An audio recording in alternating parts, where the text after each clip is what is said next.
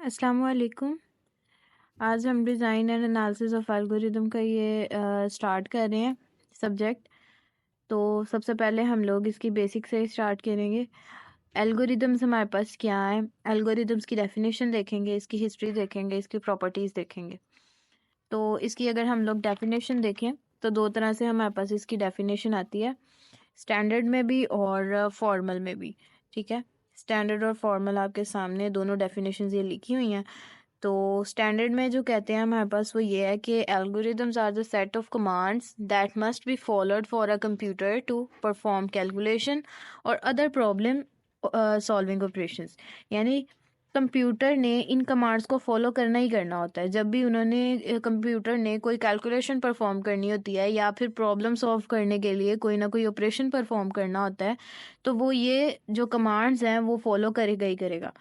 जैसे कि अगर मैं ये कहती हूँ कि कोई सिंपल सा आपके पास प्रोग्राम है, जैसे कि एडिंग टू नंबर्स, तो इसकी कुछ कमांड इस तरह से लिखूंगी कि मैं पहले कहूँगी कि I is equals to this, J is equals to this, and then I और जे को मैं के में स्टोर कराने के लिए कहूँगी K is equals to I plus J. इस तरह पूरा या तो प्रोग्राम लिखूंगी जो कि कुछ इस फॉर्म में होगा कि इंट के साथ मैं उसे इनिशियलाइज करवा रही हूँ और ये वो। लेकिन जो एल्गोरिदम होता है उसके लिए क्या मैं कर रही हूँगी, उसके लिए मैं सिंपल ये लिख रही हूँगी कि आई भी हमारे पास वेरिएबल है जो कि हमारे पास इसके बराबर है, और जे यानी इसके साथ कोई हमें स्पेसिफिक कीवर्ड वगैरह बताने की ज़रूरत नहीं है। ठीक है, तो ये अकॉर्डिंग टू स्टैंडर्ड डेफिनेशन है। और फॉर्मल डेफिनेशन के अकॉर्डिंग क्या है कि N algorithm is a finite set of instruction, यानी फाइनाइट सेट ऑफ इंस्ट्रक्शन यानी ये फाइनाइट होती हैं। अब इस डेफिनेशन के अंदर ना, इस फॉर्मल डेफिनेशन के अंदर तकरीबन एल्गोरिदम की तमाम प्रॉपर्टीज, जितनी भी प्रॉपर्टीज है ना, वो सारी डिफाइन है। किस तरह से? अगर आप वो प्रॉपर्टीज याद करेंगे तो ये डेफिनेशन भी आपको याद हो जाएगी, और अगर आप ये डेफिनेशन करते हैं तो वो प्रॉपर्टीज भी आपको याद हो जाएंगी। टोटल 5 हैं वो प्रॉपर्टीज। तो देखी जाए तो यहाँ पर दो प्रॉपर्टीज कंप्लीट हो रही हैं। पहली प्रॉपर्टी के वो फाइनाइट सेट ऑफ इंस्ट्रक्शन है। जब भी हम कोई एल्गोरिदम लिखेंगे, इंग्लिश लाइक स्टेटमेंट्स में होते हैं एल्गोरिदम हमारे, तो वो फाइनाइट सेट ऑफ इंस्ट्रक्शंस में होंगे। दूसरी बात, अगर फाइनाइट है इसका मतलब है वो कहीं ना कहीं एंड हो रहे हैं, तो दे मस्ट टर्मिनेट, वो जरूर टर्मिनेट होंगे। ठीक है, उसके बाद है कि carried out in a specific order, यानी कि वो कोई ना कोई सीक्वेंस कंटेन कर रहे हैं। राइट, अब सीक्वेंस कंटेन कर रहे हैं तो किस लिए कंटेन कर रहे हैं? To perform particular task, particular task perform करना है।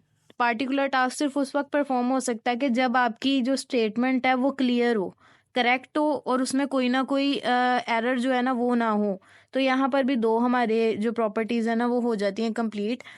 तो मैं आपको प्रॉपर्टीज दिखाती हूँ। ये है सबसे पहले तो कि आपकी स्टेटमेंट करेक्ट हो, क्योंकि अगर हमारा जो कंप्यूटर उसने कोई वर्क परफॉर्म करना है तो उसके लिए स्टेटमेंट या एल्गोरिदम जो है आपका वो करेक्ट होना चाहिए। उसके बाद ये कि कंटेन कंक्रीट स्टेप, जैसे कंटेन फाइनाइट स्टेप जो कि स्टेप 1 बाय 1 फॉलो हो रहे हैं, जो 1 बाय 1 कवर हो रहे हैं। हमने ये देखा है ना कि पीछे डेफिनेशन में क्या लाइन लिखी हुई है, यहाँ लिखा है carried out in a specific order, यानी कि एक के बाद दूसरा वो सिलेक्ट कर रहे हैं उस ऑर्डर के, और ये यहाँ पर कंक्रीट का नाम दे दिया गया, कंटेन कंक्रीट स्टेप। उसके बाद नो एम्बिगिटी, करेक्ट होगा, एम्बिगिटी कोई नहीं होगी। इसका मतलब यह है कि कोई भी इस तरह का हार्श वर्ड नहीं यूज किया गया जो कि आपको समझने में मुश्किल हो रही हो, जैसे सी इन सी आउट, इस तरह के कोई वर्ड्स एल्गोरिदम्स में यूज नहीं होते। उसके बाद फाइनाइट स्टेप है। ठीक है, ये तो हम लोगों ने उसमें डेफिनेशन में एज इट इज पढ़ा है। और उसके बाद अगर फाइनाइट है तो वो टर्मिनेट जरूर करेगा। ये 5 जो प्रॉपर्टीज हैं ये आपने एज इट इज याद कर लेनी है, क्योंकि इनमें से अगर वो आपसे पूछ लेते हैं ना कि एल्गोरिदम की प्रॉपर्टीज क्या हैं, बेसिकली आज जो हमारा लेक्चर है इसमें ज्यादातर हमारा वाइवा कवर होगा। तो इनमें से अगर आप कोई 3 भी याद रख लेंगे ना तो इजीली आप बता सकेंगे कि प्रॉपर्टीज क्या है। अब हमने इसकी डेफिनेशन भी देख लिया, इसकी प्रॉपर्टीज़ भी देख ली, इसकी अर्ली हिस्ट्री की तरफ आते हैं।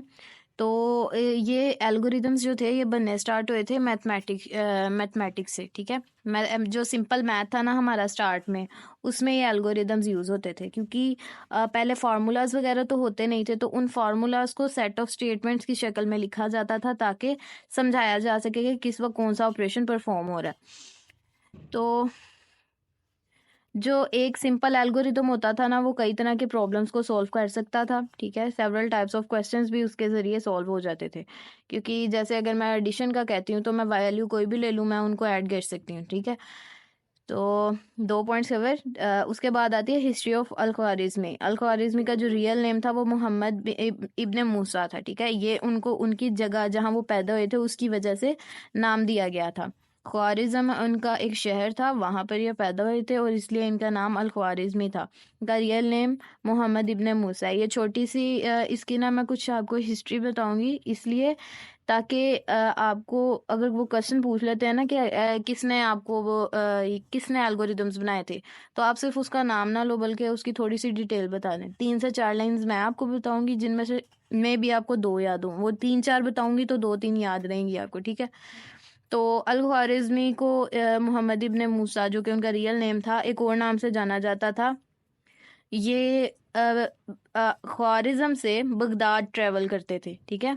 ख्वारिज़म से बगदाद की तरफ मूव इन्होंने जब किया ना, तो वहाँ जाके इन्होंने पॉली मैथमेटिशियन का काम किया था। पॉली का मतलब होता है मैनी, और मैथमेटिशियंस का मतलब यानी कई तरीके का मैथ किया था। उन मैथ के तरीकों के अंदर 2 तरह के मैथ थे। एक अलजबरा, जो भी हमने पिछले सेमेस्टर में अलजबरा तकरीबन सारा पढ़ा है ना, उनकी बेसिस अल ख्वारिज़मी ने निकाली थी, ठीक है। और दूसरा जो मैथ है वो ये था कि हिंदुस्तान का ये जो हमारा नंबरिंग सिस्टम है ना, जो हम उर्दू में गिनती वगैरह करते हैं, ये भी इन्होंने ही निकाला हुआ है, ठीक है। तो ये जो दोनों काम है मैथ्स के, ये इन्होंने ही किए थे। इसके अलावा भी इन्होंने अरेबिक लैंग्वेज में एस्ट्रोनॉमी का, जियोग्राफी का और मैथ का बहुत काम किया था। तो ये सारा इन्होंने कब किया था? जब इस्लामिक का गोल्डन एरा चल रहा था, यानी इस्लाम का जो वो सुनहरी दौर था ना, उस दौर के दौरान इन्होंने ये सारा काम किया था। और इनको इनका नाम ना head of house of wisdom, ठीक है। Head of house of wisdom, ये इनका नाम है, जिसे आप कह लें खताब एक उन्होंने इन्हें ना दिया था, head of house of wisdom. ये इन्हें एक खिताब मिला था बगदाद में, ठीक है। इन बगदाद, जब वो बगदाद में थे तब इन्हें ये मिला था खिताब। तो ये छोटी सी एक हिस्ट्री है इनकी, जो कि अगर आप लोगों से वो एल्गोरिदम्स की अगर हिस्ट्री पूछ लेते हैं ना, तो ये एक पूरा प्रॉपर आप पैराग्राफ लिख सकेंगे, तो लेंथ खुद ब खुद क्वेश्चन की हो जाएगी। उसके बाद एक पॉइंट इसमें आता है कि मेजर प्रिंसिपल जो इसके क्या हैं।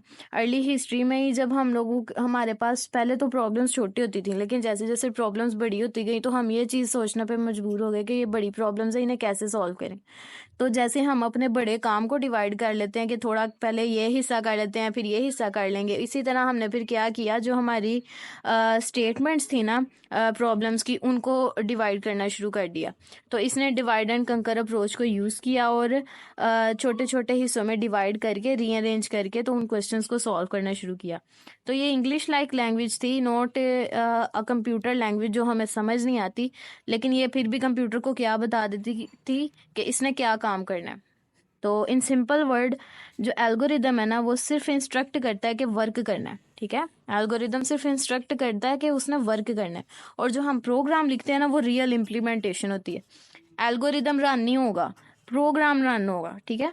एल्गोरिदम सिर्फ इंस्ट्रक्ट करेगा कि कैसे वर्क करना है, और प्रोग्राम फिर उसको सही तौर पे इम्प्लीमेंट करेगा। अब उसकी हिस्ट्री के बाद हमारे पास एक ये वर्ड आ रहा है प्रॉब्लम और इंस्टांस का। ये बुक के अंदर इसी तरह वर्ड्स आएंगे बारी बारी। तो इंस्टांस का एक वर्ड इन्होंने यूज़ किया है। तो इंस्टांस क्या है, ये वाइवा में भी क्वेश्चन आ सकता है कि एल्गोरिदम्स में इंस्टांस क्या होता है। तो इंस्टांस हमारे पास वो सीक्वेंस है जिसमें हम लोग इनपुट लेते हैं और फिर प्रोसेसिंग के बाद आउटपुट जनरेट होती है, ठीक है। इंस्टांस एक पूरे इवेंट को कहेंगे जिसके अंदर हम लोग एक इनपुट लेंगे यूज़र से और फिर उसके ऊपर प्रोसेसिंग अप्लाई करने के बाद आउटपुट जनरेट करेंगे। और प्रॉब्लम हमारे पास क्या होगी, प्रॉब्लम हमारे पास वो क्वेश्चन है, वो रिक्वेस्ट है यूज़र की तरफ से जिसे हमने सॉल्व करना होता है। उसके ऊपर हम कोई ना कोई ऑपरेशन अप्लाई करते हैं, ठीक है। रियल लिमिटेशन यानी कि वो क्वेश्चन या वो रिक्वेस्ट जो यूज़र ने दी हो, upon which we have to apply some sort of operations. तो हमने उनके ऊपर कोई ना कोई ऑपरेशन अप्लाई करना होता है, ठीक है।